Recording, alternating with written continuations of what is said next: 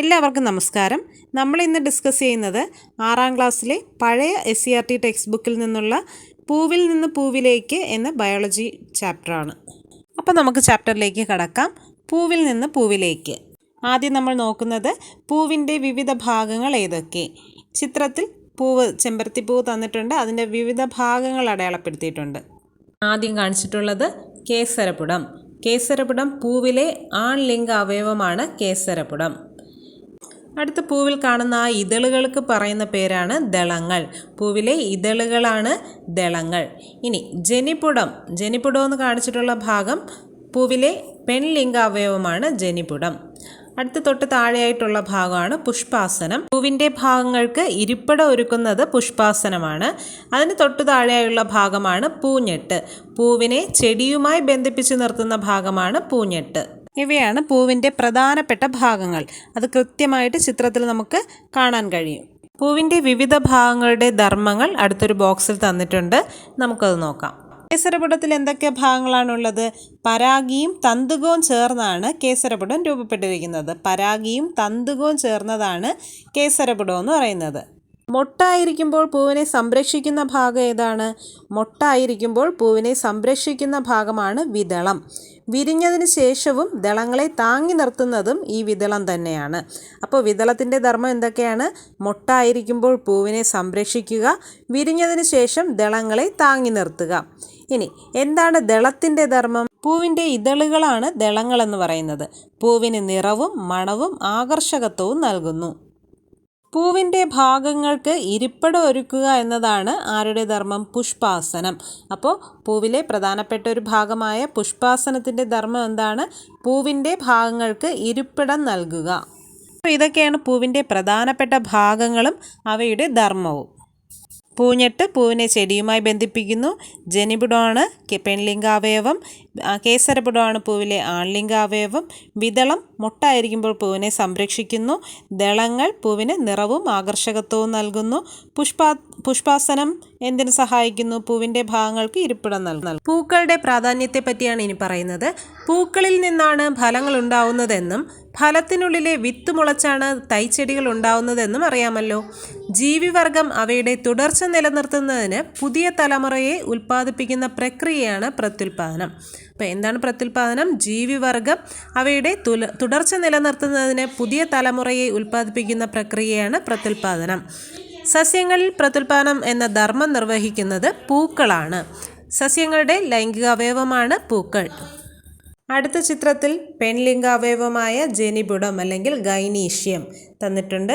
ആ ഗൈനീഷ്യത്തിലെ ഭാഗങ്ങൾ ഏതൊക്കെയാണ്? പരാഗണസ്ഥലം, ജനിതണ്ട്, അണ്ഡാശയം, ഓവിയൂൾ. അണ്ഡാശയത്തിലെ ഓവിയൂളിനകത്താണ് അണ്ഡം കാണപ്പെടുന്നത്.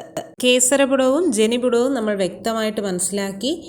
ഇനി പറയുന്നത് ഒരേ പൂവിൽ കേസരപുടവും ജനിപുടവും കാണുന്നെങ്കിൽ അത്തരം പൂക്കളെ നമ്മൾ വിളിക്കുന്നത് ദ്വിലിംഗ പുഷ്പം അല്ലെങ്കിൽ ബൈസെക്ഷൽ ഫ്ലവർ എന്നാണ്. അപ്പോൾ എന്താണ് ദ്വിലിംഗ പുഷ്പം? ഒരേ പൂവിൽ തന്നെ കേസരപുടവും കാണും ജനിപുടവും കാണും. അത്തരം പൂക്കളെയാണ് ദ്വിലിംഗ പുഷ്പം എന്ന് പറയുന്നത്. എന്നാൽ കേസരപുടവും ജനിപുടവും വെവ്വേറെ പൂക്കളിൽ കാണുന്നുണ്ടെങ്കിൽ അത്തരം പൂക്കളെ ഏകലിംഗ പുഷ്പം എന്ന് പറയുന്നു. Unisexual flower. ദ്വിലിംഗ പുഷ്പത്തിന് എക്സാമ്പിൾസ് നോക്കാം. അരളി, ശംഖുപുഷ്പം, പയർ, കോളാമ്പി, ചെണ്ടുമല്ലി, തക്കാളി, റോസ്, വെണ്ട, വഴുതന, കോളാമ്പി ഇതൊക്കെ ദ്വിലിംഗ പുഷ്പത്തിന് എക്സാമ്പിൾസാണ്. പൂക്കളിലൊക്കെ കേസരപുടവും ജനിപുടവും കാണപ്പെടുന്നു. ഏകലിംഗ പുഷ്പങ്ങൾക്ക് എക്സാമ്പിൾസാണ് മത്തൻ, പാവൽ, വെള്ളരി, പടവലം, തെങ്ങ്, പ്ലാവ്, പപ്പായ, തണ്ണിമത്തൻ, ചോളം ഇവയൊക്കെ ഏകലിംഗ പുഷ്പത്തിന് എക്സാമ്പിളാണ്. ഇവയിൽ ഒരു പൂവിൽ കേസരപുടവും മറ്റൊരു പൂവിൽ ജനിപുടവും അങ്ങനെ വെവ്വേറെ പൂക്കളിൽ കേസരപുടവും ജനിപുടവും കാണപ്പെടുന്നു. ആൺപൂവും പെൺപൂവും. കേസരപുടം മാത്രമുള്ള പൂക്കൾ ആൺപൂക്കളും ജനിപുടം മാത്രമുള്ള പൂക്കൾ പെൺപൂക്കളുമാണ്. മത്തൻ, വെള്ളരി, പാവൽ, പടവലം, കുമ്പളം, തെങ്ങ്, കവുങ്ങ് തുടങ്ങിയവയിൽ ആൺപൂക്കളും പെൺപൂക്കളും ഉണ്ട്. അടുത്ത് ആൺമരവും പെൺമരവും. കുടപ്പന, കുടംപുളി, ജാതി തുടങ്ങിയ സസ്യങ്ങളിൽ ആൺമരവും പെൺമരവുമുണ്ട്. ആൺമരത്തിൽ ആൺപൂക്കൾ മാത്രവും പെൺമരത്തിൽ പെൺപൂക്കൾ മാത്രവുമാണ് കാണപ്പെടുന്നത്. വിത്തായി മാറുന്നത്, വിത്തുണ്ടാകുന്നത് എങ്ങനെയെന്നാണ് പറഞ്ഞിട്ടുള്ളത്. പരാഗരേണുക്കളിൽ നിന്ന് പുംബീജം, പരാഗരേണു എന്ന് പറഞ്ഞാൽ പൂമ്പൊടി, പൂമ്പൊടിയിൽ നിന്ന് പുംബീജം അണ്ഡാശയത്തിലെത്തി അണ്ഡവുമായി കൂടിച്ചേരണം. അപ്പോൾ മാത്രമാണ് പുംബീജം അണ്ഡവുമായി കൂടിച്ചേരുന്ന ആ പ്രവർത്തനത്തെയാണ് ബീജസങ്കലനം അല്ലെങ്കിൽ ഫെർട്ടിലൈസേഷൻ എന്ന് പറയുന്നത്. അപ്പോൾ എന്താണ് ബീജസങ്കലനം? പുംബീജം അണ്ഡവുമായി കൂടിച്ചേരുന്ന പ്രവർത്തനമാണ് ബീജസങ്കലനം. ബീജസങ്കലനത്തിന് ശേഷം മാത്രമാണ് ചെടിയിൽ ഫലമുണ്ടാവൂ. ബീജസങ്കലനം നടക്കണമെങ്കിൽ ആദ്യം കേസരപുടത്തിലെ പരാഗിയിൽ നിന്ന് പരാഗരേണുക്കൾ പരാഗണ സ്ഥലത്ത് എത്തണം. കേസരപുടത്തിലെ അതായത് ആൺലിംഗ അവയവത്തിലെ പരാഗിയിൽ നിന്ന് പരാഗരേണുക്കൾ ജനിപുടത്തിലെ പരാഗണ സ്ഥലത്ത് എത്തണം. അവിടെ നിന്ന് പുംബീജം അണ്ഡാശയത്തിലെത്തണം. പുംബീജം അണ്ഡവുമായി ചേരുമ്പോൾ മാത്രമാണ് ബീജസങ്കലനം നടക്കുന്നത്. അപ്പോൾ പരാഗിയിൽ നിന്ന് പരാഗരേണുക്കൾ ആദ്യം എത്തേണ്ടത് പരാഗണ സ്ഥലത്താണ്. ഇതെങ്ങനെ സംഭവിക്കും? ആരൊക്കെയാണ് ഇതിന് സഹായിക്കുന്നത്? അതാണ് നമ്മൾ അടുത്ത് നോക്കുന്നത്. പരാഗണം. പരാഗിയിൽ നിന്ന് പരാഗരേണുക്കൾ പരാഗണ സ്ഥലത്ത് പതിക്കുന്നതാണ് പരാഗണം എന്ന് പറയുന്നത്. അപ്പോൾ എന്താണ് പരാഗണം? പരാഗിയിൽ നിന്ന് പരാഗരേണുക്കൾ പരാഗണ സ്ഥലത്ത് പതിക്കുന്നതാണ് പരാഗണം. പരാഗണത്തിന് സഹായിക്കുന്ന ഘടകങ്ങളാണ് പരാഗണകാരികൾ. അപ്പോൾ എന്താണ് പരാഗണകാരികൾ? Pollinating agents. പരാഗണത്തിന് സഹായിക്കുന്ന ഘടകങ്ങളാണ് പരാഗണകാരികൾ. അപ്പോൾ ഏതൊക്കെ ഘടകങ്ങളായിരിക്കാം പരാഗണത്തിന് സഹായിക്കുന്നത്? ജീവികൾ, പ്രാണികൾ, ജലം വഴി പരാഗണം നടക്കും, കാറ്റ് വഴി പരാഗണം നടക്കും. അപ്പോൾ ഇതിനെല്ലാം നമ്മൾ പോളിനേറ്റിംഗ് ഏജൻറ്റ്സ് എന്ന് പറയുന്നു. ഈ ചിത്രശലഭങ്ങളും പ്രാണികളും വണ്ട്, തേനീച്ച ഇവയൊക്കെ ആകർഷിക്കാൻ വേണ്ടിയിട്ട് പൂക്കൾക്ക് ചില പ്രത്യേകതകളുണ്ട്. അവയുടെ മണം, തേന്, പിന്നെന്താണ് അവയുടെ പൂക്കളുടെ നിറം, ഇതൊക്കെ ആകർഷിച്ചിട്ടാണ് ജീവികളൊക്കെ പൂക്കളിൽ വന്നിരിക്കുന്നത്. അപ്പോൾ ഇരിക്കുന്ന സമയത്ത് അവരുടെ ചിറകിലും കാലിലും ഒക്കെ എന്ത് പറ്റും? പൂമ്പൊടി, പരാഗരേണുക്കൾ പറ്റുകയും അത് മറ്റൊരു പുഷ്പത്തിൽ പോയിരിക്കുമ്പോൾ ആ പുഷ്പത്തിൻ്റെ പരാഗണ സ്ഥലത്ത് പതിക്കുകയും ചെയ്യുന്നു. ഇത്തരത്തിൽ പരാഗണ സ്ഥലത്ത് പതിക്കുന്ന പരാഗരേണുക്കൾ ജനിതണ്ട് വഴി അണ്ഡാശയത്തിലെ ഓവ്യൂളിലെത്തുകയും ഓവ്യൂളിനുള്ളിലെ എഗ്ഗുമായി അണ്ഡവുമായി ഫ്യൂസ് ചെയ്യുകയും ചെയ്യുന്നു. ഇത്തരത്തിലാണ് വിത്ത് രൂപപ്പെടുന്നതെന്ന് നമ്മൾ പറഞ്ഞു. ഇതിവിടെ ഒരു ചേനപ്പൂവിൻ്റെ ചിത്രം നൽകിയിട്ടുണ്ട്. ചേന പൂക്കുമ്പോൾ ഭയങ്കര ദുർഗന്ധമാണ്. എന്തിനു വേണ്ടിയിട്ടാണ്? അവ ഈച്ചയെ ആകർഷിക്കാൻ വേണ്ടിയിട്ടാണ് ഇത്തരത്തിലൊരു ദുർഗന്ധം ചേനപ്പൂവിന് നൽകിയിട്ടുള്ളത്. ഈച്ചകളെ ആകർഷിച്ച് അവ വന്നിരുന്നാൽ മാത്രമേ ചേനയിലെ പരാഗണം സാധ്യമാവുകയുള്ളൂ. ചേനപ്പൂവിൻ്റെ ഗന്ധം അനുഭവിച്ചിട്ടുണ്ടോ? നമുക്കത് ദുർഗന്ധമാണ്. ചേനയിലും ചേമ്പിലുമൊക്കെ പരാഗണം നടത്തുന്നത് ഈച്ചകളാണ്. ഈച്ചകളെ ആകർഷിക്കാനാണ് ഈ ദുർഗന്ധം.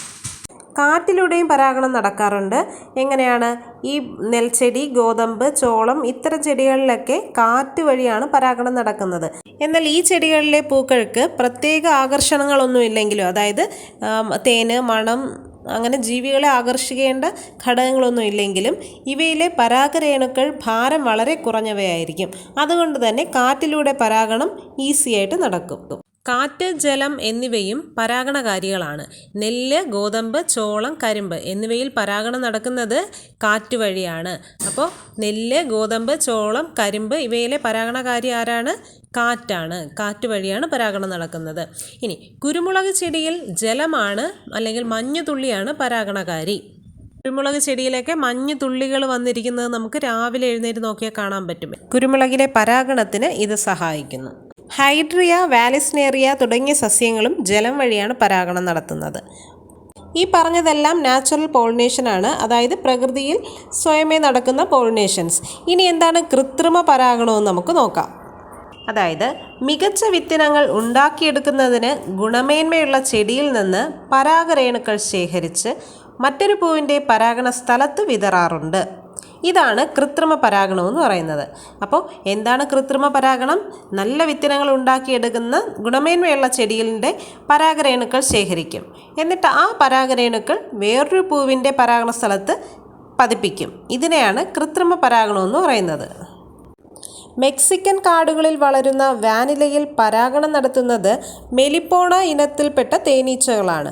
വാനില നമ്മുടെ നാട്ടിൽ കൊണ്ടുവന്ന് കൃഷി ചെയ്യുമ്പോൾ ഈ പ്രാണികൾ ഇല്ലാത്തത് കാരണം നമുക്ക് കൃത്രിമ പരാഗണം നടത്തേണ്ടി വരുന്നു. ഇനി എങ്ങനെയാണ് പരാഗണം നടക്കുന്നതെന്ന് നമുക്ക് നോക്കാം. 2 തരത്തിൽ പരാഗണം നടക്കാം: സ്വപരാഗണവും പരപരാഗണവും. ഇവിടെ നമുക്ക് ആദ്യത്തെ ചിത്രം നോക്കാം. ഒരു ചെമ്പരത്തിപ്പൂ മാത്രമുള്ള ഒരു ചിത്രമാണ് നൽകിയിട്ടുള്ളത്. ആ ചെമ്പരത്തിപ്പൂവിൻ്റെ പരാഗരേണുക്കൾ അതിൻ്റെ തന്നെ പരാഗണ സ്ഥലത്ത് പതിക്കുന്നതിനെയാണ് സ്വപരാഗണം എന്ന് പറയുന്നത്. ഇനി വേറൊരു രീതിയിലും സ്വപരാഗണം നടക്കാം. രണ്ടാമത്തെ ചിത്രം നോക്കാം. 2 ചെമ്പരത്തിപ്പൂക്കളുണ്ട്.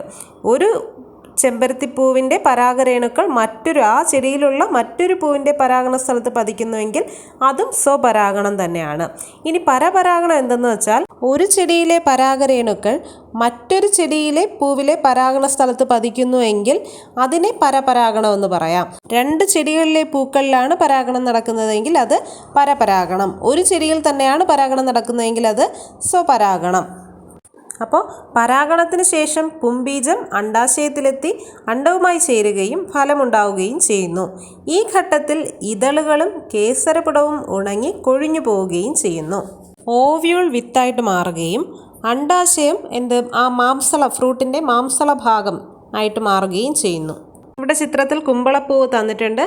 ആ കുമ്പളത്തിൻ്റെ വിത്ത് ഓവ്യൂളാണ് വിത്തായിട്ട് മാറിയിരിക്കുന്നത്. അണ്ഡാശയം മാംസള ഭാഗമായിട്ട് മാറിയിരിക്കുന്നു. അടുത്ത് പറയുന്നത് പലതരത്തിലുള്ള ഫലങ്ങളുണ്ട്. ഏതൊക്കെയാണ്? ഒരു പൂവിൽ നിന്ന് ഒരു ഫലം മാത്രമാണ് ഉണ്ടാവുന്നതെങ്കിൽ അത്തരം ഫലങ്ങളെ ലഘുഫലങ്ങൾ അല്ലെങ്കിൽ സിമ്പിൾ ഫ്രൂട്ട്സ് എന്ന് പറയുന്നു. ഇവിടെ എക്സാമ്പിൾ തന്നിട്ടുള്ളത് മാമ്പൂവ്. ഒരു മാമ്പൂവാണ് മാമ്പഴമായിട്ട് മാറുന്നത്. അണ്ഡാശയം ഫലമായിട്ടും ഓവ്യൂള് വിത്തായിട്ടും മാറുന്നു. അത് തന്നെയാണ് തക്കാളിയിലും നടക്കുന്നത്. അപ്പോൾ ഒരു പൂവിൽ നിന്നും ഒരു ഫലം മാത്രമേ ഉണ്ടാവുന്നെങ്കിൽ അതിനെ സിമ്പിൾ ഫ്രൂട്ട്സ് എന്ന് പറയുന്നു. ഒരു പൂവിൽ നിന്നും ഒന്നിലധികം ഫലം ഉണ്ടാവുന്നു എങ്കിൽ അത്തരം ഫലങ്ങളെ പുഞ്ചഫലം അല്ലെങ്കിൽ അഗ്രിഗേറ്റ് ഫ്രൂട്ട്സ് എന്ന് പറയുന്നു. ഈ അഗ്രിഗേറ്റ് ഫ്രൂട്ട്സിന് എക്സാമ്പിൾസ് ആണ് സീതപ്പഴം, ബ്ലാക്ക്ബെറി, അരണമരക്കായ് എന്നിവ. ഇനി എന്താണ് സംയുക്ത ഫലങ്ങളെന്ന് നോക്കാം. അതായത് പ്ലാവിൻ്റെ പൂവ് നമ്മൾ കണ്ടിട്ടുണ്ടല്ലോ. പക്ഷേ ആ പ്ലാവിൻ്റെ പൂവിൽ അനേകം ചെറുപൂക്കൾ ഒരു തണ്ടിൽ ക്രമീകരിച്ചിരിക്കുകയാണ് ചെയ്യുന്നത്. അപ്പോൾ പ്ലാവിൻ്റെ ഒരു പൂങ്കുലയിൽ 100 കണക്കിന് പൂക്കളുണ്ട്. ഈ പൂങ്കുലയിൽ എത്ര ഫലങ്ങളുണ്ടാവും? അതായത് ഇങ്ങനെ ഉണ്ടാവുന്ന ഓരോ ഫലമാണ് ചക്കച്ചുള എന്ന് പറയുന്നത്. ഓരോ ചക്കച്ചുളയും ഒരു ഫ്രൂട്ടാണ്. ആ ഫ്രൂട്ടിനകത്ത് എന്തുണ്ട്? വിത്തുണ്ട്, ചക്കക്കുരു ഉണ്ടാവും. അതാണ് വിത്ത്. ബീജസങ്കലനം നടക്കാത്ത പൂക്കൾ എന്ത് ചെയ്യും? അവ ചവണിയായിട്ട് മാറുന്നു. ഇവയെല്ലാം ഒരു പൊതു ആവരണത്തിനുള്ളിൽ ക്രമീകരിക്കപ്പെട്ട് ഒരു ഫലം പോലെ ആവുന്നു. അതാണ് ചക്ക എന്ന് പറയുന്നത്. ചക്ക ഒരു ഫ്രൂട്ടായിട്ട് നമ്മൾ കാണുന്നെങ്കിലും ചക്കച്ചുളകളെല്ലാം ഓരോ ഫ്രൂട്ടാണ്. ആ ചക്കച്ചുളയാണ് ഒരു ഫ്രൂട്ട് എന്ന് പറയുന്നത്. ആ ഓരോ ഫ്രൂട്ടിനകത്തും വിത്തുണ്ട്. അപ്പോൾ ഒരുപാട് ഫ്രൂട്ട്സ് ചേർന്നതാണ് ചക്ക എന്ന് പറയുന്നത്. അതുകൊണ്ടാണ് ഇത്തരം ഫലങ്ങളെ സംയുക്ത ഫലങ്ങൾ അല്ലെങ്കിൽ മൾട്ടിപ്പിൾ ഫ്രൂട്ട്സ് എന്ന് പറയുന്നത്. ചക്ക, കൈതച്ചക്ക, മൾബറി ഇവയൊക്കെ സംയുക്ത ഫലങ്ങൾക്ക് ഉദാഹരണങ്ങളാണ്. നമ്മൾ 3 ടൈപ്പ് ഫ്രൂട്ട്സ് പറഞ്ഞു. ലഘുഫലങ്ങൾ, പുഞ്ചഫലങ്ങൾ, സംയുക്ത ഫലങ്ങൾ. ഇനി നമ്മൾ നോക്കുന്നത് എന്താണ് കപടഫലങ്ങൾ.